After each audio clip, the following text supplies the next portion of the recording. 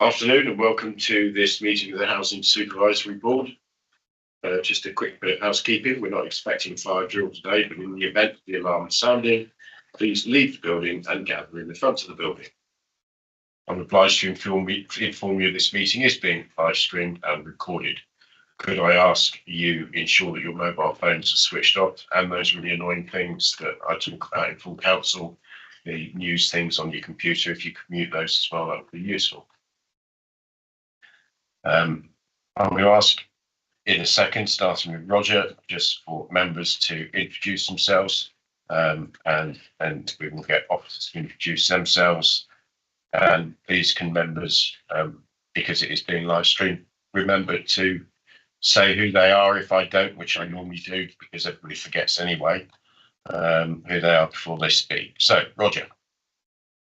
Roger Evans, Shropshire Councillor for the London Division. Ruth Houghton, Councillor for Bishop Castle.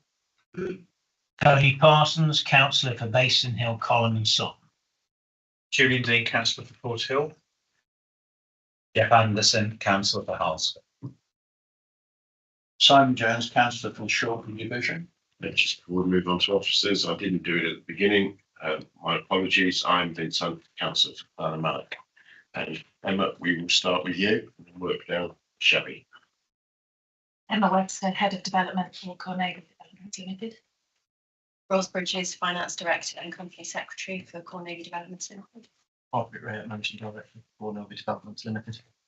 Lucy Heath, Client and Commissioner Manager, Shropshire Council. And Shelley Davies, Committee Officer. Good. Okay. Well, we will move then into the agenda, and item 1 is apologies. I know we've had apologies from Councillor Gary Burchett, who is on holiday, I believe. I take it there are no others. I think we're all here. So item 2 is disclosable pecuniary interests. Does anybody have any that they need to make us aware of? Good. Item 3 is the minutes, to confirm the minutes of the meeting we held in this room on the 30th of November 2023. Yeah, I'll move. They're a true and correct record. Thank you. Seconded. Second. Seconded. Yeah, You thirded actually. Okay. We will take those then that they are correct as read. We will move on to item 4, which is public question time, and there have been none received. And item 5 is member question time, and again, none have been received. So item 6 is Cornavy Developments Limited monitoring report and approval to establish public open space subsidiaries. All right. Says Jane Treadwell now. I'm looking at empty seats. So Lucy, thank you. Okay, so the purpose of this report is to update the Housing Supervisory Board on the progress of the Cornavy Developments Limited approved 10-year business plan. The full details of the monitoring information is found in Appendix A provided by Cornavy Developments, and I'll pass over to those to CDL shortly to give more detail. Furthermore, this report seeks approval from the Housing Supervisory Board to create 4 new build estate management companies. The further detail of this is shown in Appendix B, which provides the rationale and detail from CDL in respect to the proposal. So the monitoring report gives an update on the approved sites at Ellesmere Wharf, Ifton Heath, Oaklands and London Road. So CDL will provide detail of where they are with progress on these sites to the Housing Supervisory Board, and the Housing Supervisory Board will be requested to approve receipt of those monitoring reports. So also in accordance with the shareholder agreement, when CDL are wanting to set up subsidiaries, they must come to the Housing Supervisory Board for approval. So the approval being sought from the Housing Supervisory Board today is around the establishments of those subsidiaries for the purposes of managing public open space. The Housing Supervisory Board will recall at the last meeting CDL provided detail on the purpose of those companies.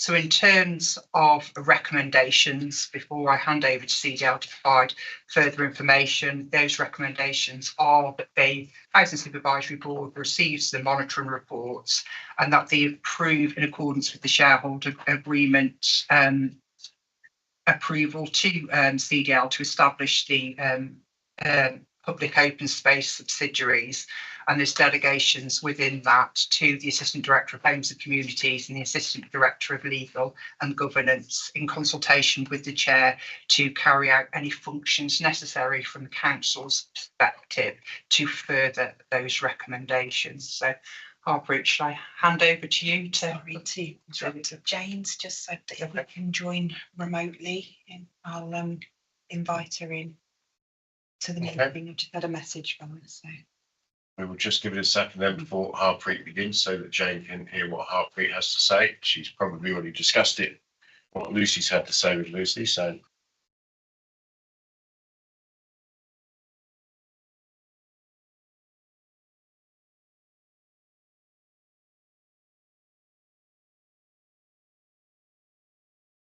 there we go. Jane, welcome. Hello, apologies. Bit of a mix up on my part. No worries. We were just about Lucy's. We're on item 6. Lucy has said her bit. We're just about to hand over to Harpreet, so you know where we are. Fantastic, thank you. Thank you, Chair. If I can give a general update initially on our 4 live developments. The first one is Ifton Green development, which is within the Oswestry area. So we've had the first lot of handovers that happened in early January in relation to development there. Apologies, let me start again. I can give an update in line with the report of our 4 developments currently on site. The first development is at Ifton Green. We've had our first lot of handovers within that development, and we've had a number of reservations to date, which we can explore further within the kind of closed session, as they've not exchanged at this point. Work is progressing there currently. All the technical issues which we faced earlier within the development related to services have now all been resolved, and we're hoping to actually get that development completed by the end of May. We have a show home on site now, which we're going to be arranging a viewing of around April time. And we have all our sales offices there manned currently between Thursday and Monday as well, to pick up the kind of passing people who want to visit the site, and we're finding that's creating a lot more interest within the site as well. So work from a technical point is going really well, and we're continuing to explore other avenues in terms of diversification in relation to that development, in relation to tenure as well, which we can explore within the closed session further. Ellesmere Wharf, we've continued to discuss that development in quite a bit of detail. Work has progressed really well. We've had our first lot of properties being handed over to us, and we're aiming to undertake our first completion just after Easter. I've been told it might actually be as soon as next week, depending on where we are with the legal completions there. Many of the technical issues which we spoke about previously in relation to some of the difficulties around the ground conditions have now been resolved. And we continue to work with our partner, Muck Phillips, to move that development forward. Again, we're expecting that development to be completed between April and May this year. And again, what we're finding is interest in the properties. I'm mindful of where we are in terms of the sales market currently as well. And we're also exploring options with the local authority and other partners to increase the number of affordable homes on that site as well. Then finally, the Oaklands development, and you may have seen on LinkedIn, we've recently taken our first property at Oaklands, which has been handed over. We did our sales launch last weekend, and we had a lot of interest. I think we had 24 people visiting the site in total. We are looking to create not a show home, but a visit home there, because we have the main show home at Ifton Heath currently. We have got a lot of interest, and we've had a number of reservations on that site as well. We continue to work with our partners to move that development forward, and we continue to make a lot of progress in relation to meeting our target completion date for the end of May. And one of our key challenges is what we've explored previously within housing within the Housing Supervisory Board. As initially, these developments were supposed to come in within a 6-month period of each other, but because of some of the complications, especially at Ellesmere Wharf, what has happened is these developments are now completing within a 6-month time period, and that has created additional pressure in relation to sales and management. But we're managing that currently internally, but we continue to monitor that quite closely in relation to making sure that we're best placed to take advantage of opportunities and make sure the quality doesn't slip on site either. And then finally, London Road, you've probably driven past that recently, so you can see the progress we're making there. We are aiming to move forward with the show home. And very shortly, I've recently visited the show home, and we are in the process of getting that launched probably by the end of April, early May. That's our target. The key issue that is delaying this at the moment is the Western Power diversion, but we're looking to work across around that through building some of the infill to parts of the development which you've seen at the front of the site and the apartment block as well. We've resolved a number of key issues associated with drainage, land ownership and so on and so forth, and we are in the process of looking at options of how best to move forward with the custom build, which will have the second phase of the development. So there is a call to market at the moment to custom build experts to support us in moving that part of the development forward. I'm happy to take any questions on the 4 live developments at this point, and then I can then go and explore the management company in further detail. Yeah. Councillor Jeff Anderson. It seems very impressive. I mean, that's almost a turnaround in 6 months. Everything's going well. Ellesmere Wharf is going well. Are you personally happy with your progress? I'm really happy with how hard the team have worked during very difficult circumstances. I think there's more to do within the challenging sales market. Everyone's aware here of the profit warnings, Sim & Taylor Wimpey and others, and the diversification in relation to selling properties, and the view at the moment is 2024 may be as difficult as 2023. We saw an uplift in terms of reservations. We were at 1 a week during January, but that's fallen off somewhat. We're hoping for a bounce later on within the year. So from my perspective, I think there's some really good work that we've been able to do during the last 6 months, but I still have real concerns around the general picture of what's occurring within the market, and we have to be incredibly careful of what we commit to, how we move schemes forward, the level of production as well, to make sure that what we don't do is overextend ourselves in relation to our cash, available cash in essence. Okay, I've got Roger and then Ruth. Roger. Thank you, Chairman. My first meeting here for some time, but 2 questions, and it might already be covered, I don't know. But on the monitoring, is there any street lighting involved in any of these developments? Who is going to take over responsibility for them? Is there any timescale? And similarly, roads and adoption. Is it normal to take on an insurance policy until they are adopted, or do CDL take responsibility for that road until they're adopted, assuming they will be adopted? So if I start off with the street lighting, we have got street lighting across all our developments, and they're all built to adoptable standards. And what we're trying to do is work with the local authority for the appropriate agreements to get those adopted. But normally for a 3-year period, we would look to maintain those street lights. If I can come back, Chairman.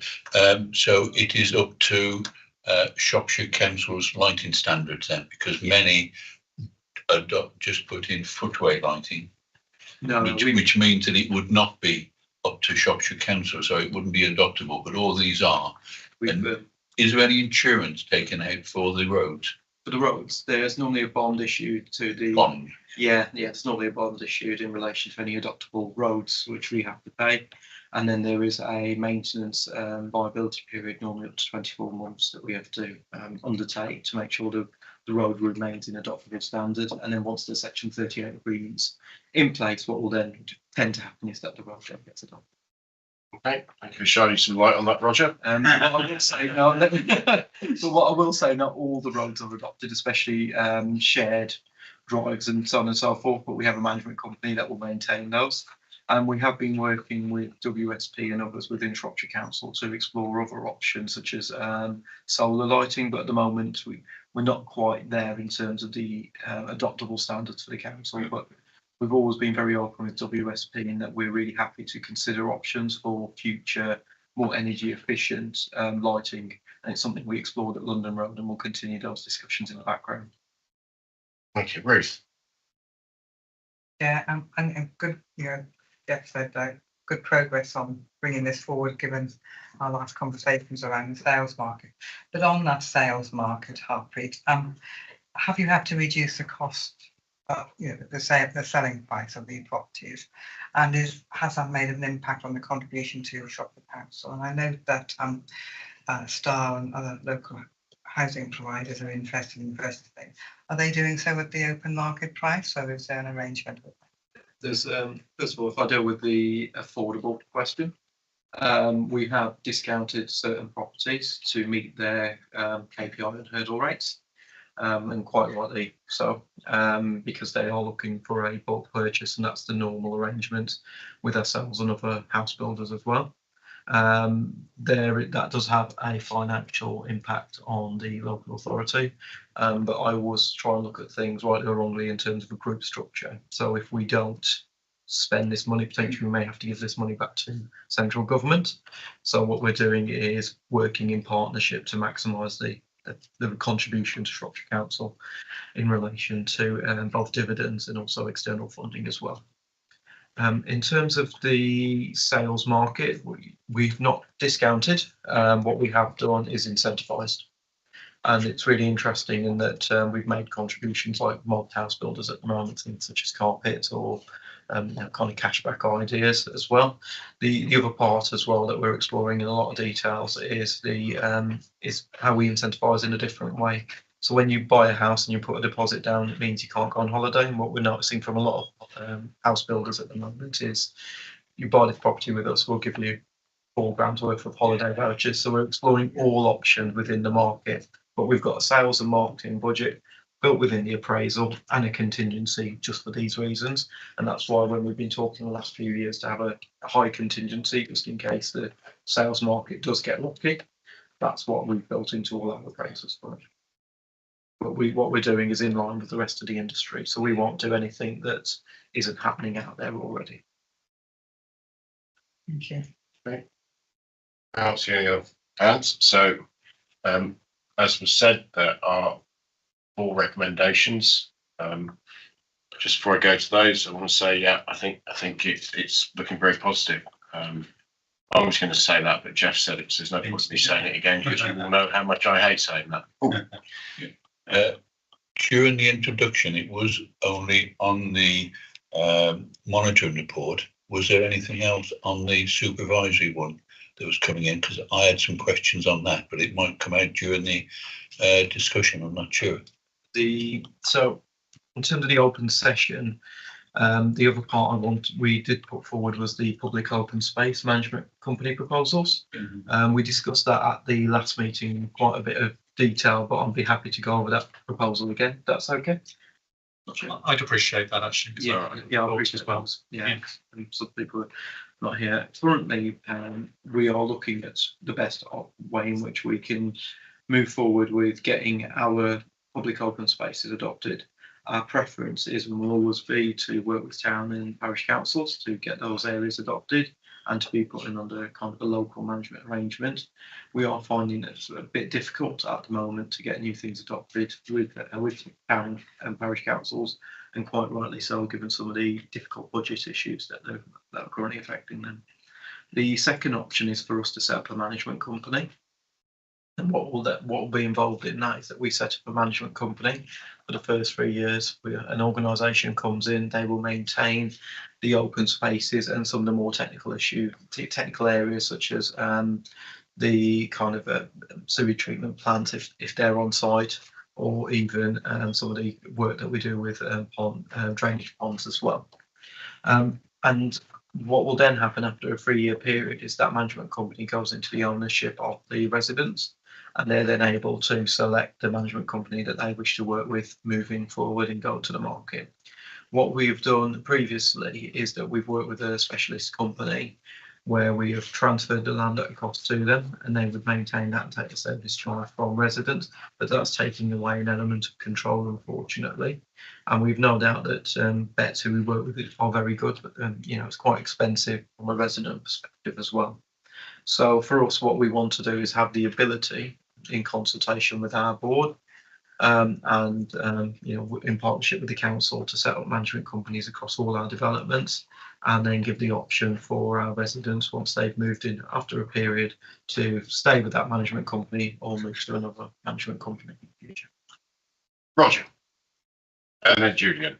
We did actually cover this in quite big depth last time, but Yeah, as you weren't here. Yeah, the resolution is there before us, Yeah. Where I'm coming from is, I note that it might have been covered the last time, parish councils, town councils aren't interested.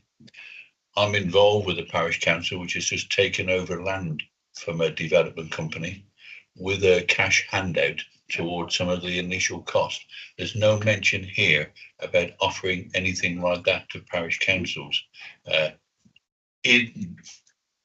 Has that been considered? Is it a way to go forward? Because for a public parish council, it may be hard pressed to take on extra responsibility to pay by the whole parish. It may be good because it's a setting for the area. However, it is normal practice to offer some sort of inducement for the parish council to take that on. Do we offer that? Yes, we do, and we've done that with vets as well. In terms of offering it first to the parish council and entering into discussions of what that may look like in terms of some sort of financial contribution. We'll be doing the same at London Road with the town council, because I'm aware they took on Weir Hill, and Rosemary's been really supportive in pointing us in the right direction. So our first point of call is, and will always be, to work with the town and parish councils. They're all future development and reach go in that parish. Because they're willing to take it on.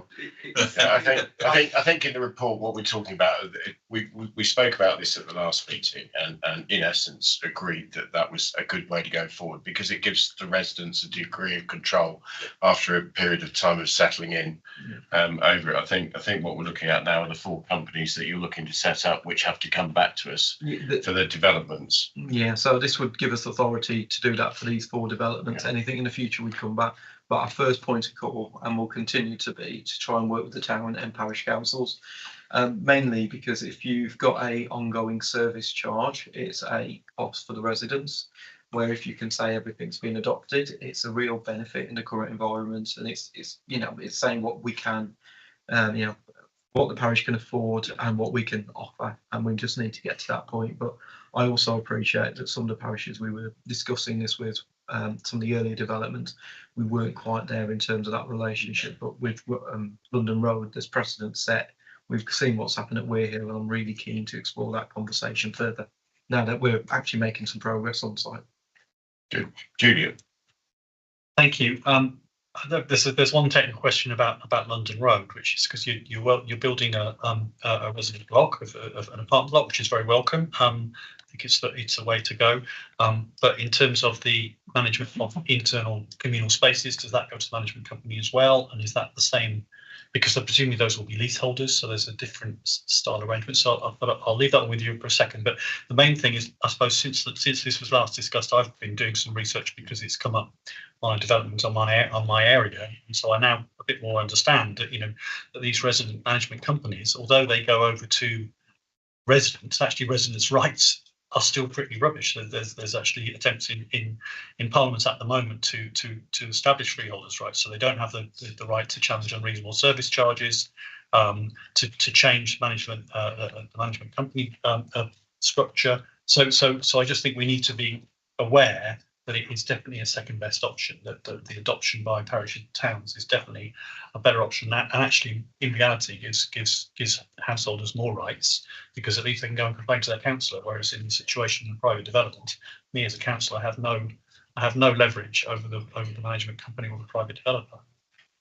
Yeah, on that, and I know it's been indicated, so Yeah, I completely agree. There's been some horror stories around some of the management companies. I think there is legislation being considered at the moment to tighten up that issue, and we've also had the ground rent issue, as people are aware, in terms of leaseholder blocks as well.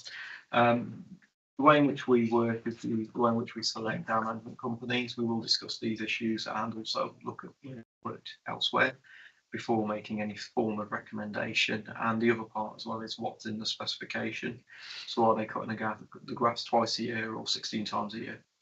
There's always a cost associated with all of this as well. So it's that careful balancing act around what is reasonable for a management company and what's cost effective, or what would potentially put residents off from purchasing a property.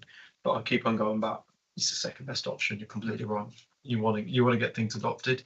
If I could deal with the leaseholder issue around the apartment block as well. The current proposal, and this is reflected within the work we're doing on the business plan, is that we would be looking to retain the block of flats. It would be managed by Cornelvi and it would be used for private rents, which is something we brought to the last 8 Housing Supervisory Board. Myself and colleagues at the council are in the process of agreeing a facility agreement to allow us to do that across this and another number of developments, but also adding in the flexibility where the council would be able to work with us to maybe target those properties for key workers, for instance, and take a view on the financial return back to the local authority. So we're in the process. I can't say more than that at this point because it's a legal financial document. We're in the process of working through some of those technicalities that then will allow us to maybe retain more homes, use that because it's an equity backed vehicle at that point. It's a different sort of facility agreement, and then we can then use those homes not only to raise revenue for the local authority, but also potentially to look at some of the other challenges which we're all well aware of affecting the local authority at the moment, whether that's key workers, whether that's adoption as an example, and that will be a bit more in our control. Thank you. Okay, Ruth then Simon.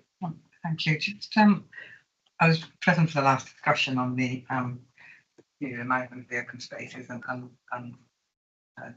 management companies. But what I'm concerned about is, having heard a few horror stories on some of the new sites in Shrewsbury from residents, that they've taken on coming aboard themselves on sites that are not complete or are incomplete with poor drainage or incomplete unadopted roads. So I'd like some assurance that at handover, everything is as it should be, but also that there would be a default position if not enough residents came forward to form an appropriate company, that it would or could revert or remain with Cornovi. And secondly, on just your recent point about the private rent, which I think is a solid way forward. And I just confirm, would those properties remain with Cornovi or be with Star? And if they were to go free with Star, would they like to buy a flat, or would they remain with Cornovi purely private rentals? Remain with Cornelvi for purely private rental purposes. I believe, and Lucy's our expert on all things governance, but Star would potentially have to set up another company to hold private rented sector properties, and that because you pay corporation tax on your earnings, so that's why they would sit within Cornelvi. In terms of the management companies, there isn't an ability to default back to Cornelvi if residents don't move forward with management. There isn't, and there shouldn't be either. It's residents take ownership of their common areas through the management company, set up a committee, and then manage that moving forward. We put that within the transfer of the document, and there is a clear process within which people are selected. If people don't come forward with the management of their of the kind of common areas through a management company, the reassurance I can give you is that as a council-owned company, we obviously wouldn't be in a position, we wouldn't want to, and we couldn't transfer those sites to a management company because we would manage it for the first 3 years and potentially longer until the whole development's been completed. But we're not talking about big developments. Probably the biggest one we'll ever do is London Road. And again, our view is we would prefer to work with the town council on there, and all our other developments that we're looking to move forward with are smaller. But I also appreciate that I've seen developments of hundreds, sometimes thousands of homes. And management companies have been set up, and they're in phases of 5, 10, sometimes 15 years, and that's where it falls apart because of the phasing. So you've got a management company for this part of the development has been completed. This haven't been adopted, and it all links together like a complicated jigsaw. And that doesn't sit easily with me. Thank you. I think I do have some reservations, having heard personal stories from individuals and read or seen stuff in the media. As examples are around residents, purchasing a property, becoming a member of the board, and then not wanting children playing at their end of the street or in Rose's Park after 7 o'clock at night because of the noise and all this business. And they have a voice then because they're on the board, aren't they? Whereas I just wonder, and I know it's not for us to govern, but there is something around that spirit of an agreement that people are there for the right reason. And I just wonder what the recourse is if it does fall apart. And I'm sure, as you said, in some circumstances they do. I don't, because this would be a resident committee. But it's just left to them. It's for them. It's just like being good neighbours, isn't it? You need to sometimes make it work. But I appreciate that as well in relation to public open space and other things and the expectation. I think we just need to be really clear what this means to people.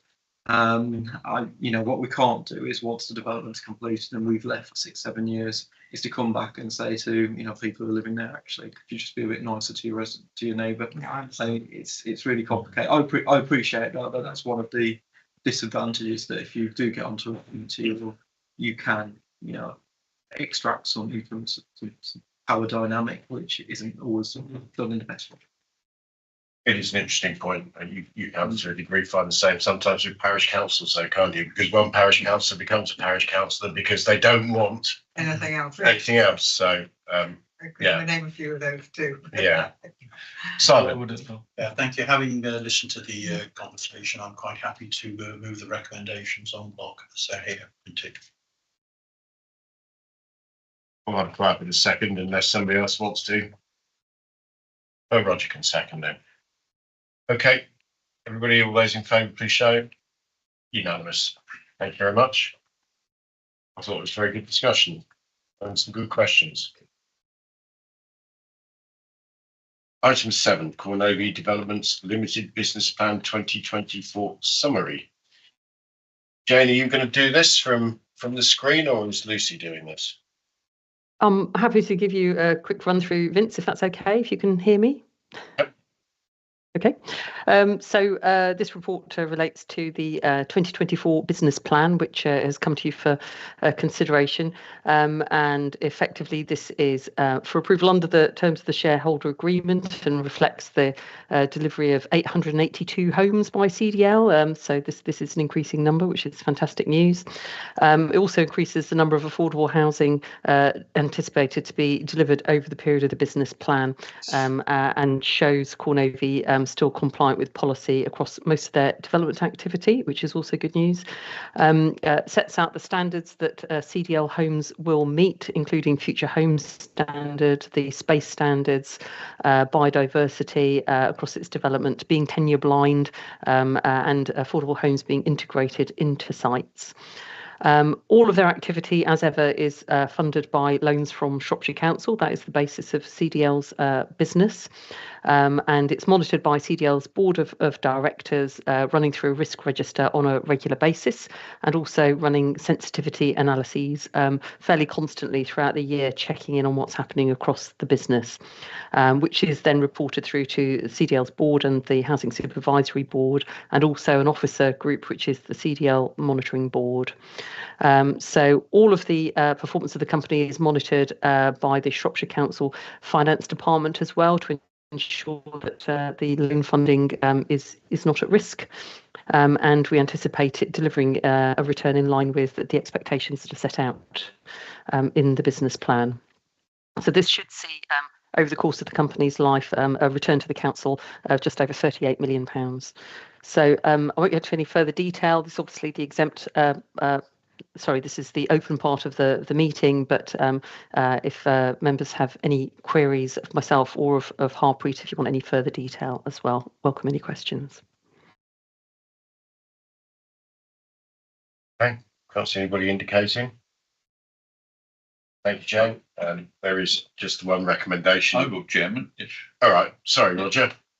Okay. I thought I'd give you plenty of time to indicate, not wait till I was about to move the recommendation, but. Yeah, it's just a query for myself, and that is, and I'm not sure whether this is the right place to talk about it, but You'll soon be told, I'm sure, if it isn't. yeah, question concerning 5.2. It is loan provided by Shropshire Council on commercial terms. Can I discuss it now, or is it best done later in the meeting? I'm happy to discuss it now, but it's up to yourself, Jane. And It depends on the nature of the query, really. What is it that you would like to know, Roger? I'd like to know what the commercial terms are. Have they been negotiated? Is there any discussion around that, I suppose, as a phraseology to use at this point in time? I'd suggest this might be something we pick up in exempt. In that case, Roger, if that's okay, because that will allow us to fully kind of discuss what you're Answer any questions that you may have, and then because if we don't get it all done in one session, we're going to end up doing it in both. So if you're content to leave that to the end. Content. All right. Simon, good Lord, you've started a whole plethora of questions now. Yeah, no, it was just one query for myself. That's obviously at 2.4. It says CDL is working towards all homes being built to future home standards. Does that include wheelchair access? What we do is try and build, I think about 40% of our properties to M42 compliance, so they're adaptable in the future. They're widened doorways. Yeah, we don't build to M4 pre-standard because that would be a fully adapted property, and it would have completely different design standards. So they're adaptable, but they're not adapted at the moment. Yeah. So what percentage did you say? So about 40%. About 40%. 40%. Lovely. Thank you. Yeah. Ironically, if you've been on this board since its inception, we discussed it all then, and we went through all the specs of all the houses and making sure they were future proof for adaptation. Yeah, I think what I was, and didn't listen then.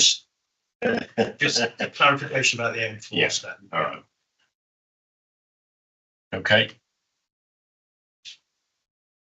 Well, we've just obviously I did say that there was just one recommendation. Obviously, there's a piece that Roger wants to talk about that we'll pick up in private session. But really, it's just to agree that we received the summary, noting the company's proposal to enter into a private rented market and provide comment and feedback as whether the plan meets shareholder requirements. I'm quite happy to. Move that. Really happy with that. Yes. I'm not going to go around asking them to put their hands up. Unless somebody has an issue, in which case they can raise it. Okay. Item 8 is the exclusion of the public and press. I'm going to move that we exclude the public and press. Is that seconded? Everybody happy with that? We'll wait for the live feed to be notified as having ended.